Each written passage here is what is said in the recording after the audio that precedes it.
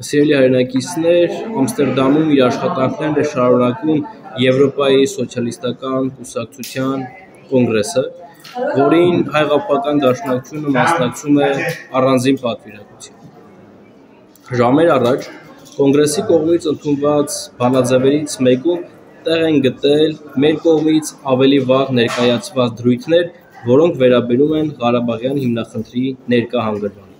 Մասնավորապես, ընդունված բանաձևով ՓԵՍ-ի կոնգրեսը քաղաքական դիրքորոշում է հայտնել առ այն, որ Ադրբեջանը պետք է անհապաղ ազատ արձակի բոլոր հայ գերիներին, ապահովի արցախահայության վերադարձի իրավունքի իրացումը միջազգային մոնիթորինգի պայմաններում, ինչպես նաև ապահովի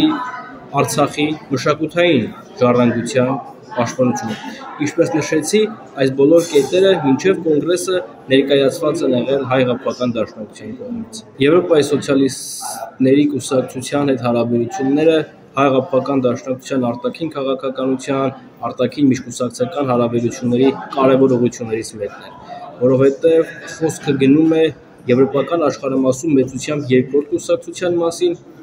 իսկ սոցիալիստական, սոցիալ-դեմոկրատական և աշխատավորական կուսակցություններ ամփոփող խոշորագույն քաղաքական ուժի մասին, դրա համար հարաբերությունները չափազանց կարևոր են։ Եվրոպայի սոցիալիստների կուսակցությունը խոշոր ներկայացվածություն ունի Եվրոպական խորհրդարանում, Եվրոպական միության գործադիր իշխանությունում, ուստի հարաբերությունները այս առումով ևս կարևոր են և մեր կողմից հարաբերությունների շարունակական զարգացմանը միտված քայլերը շարունակվելու են։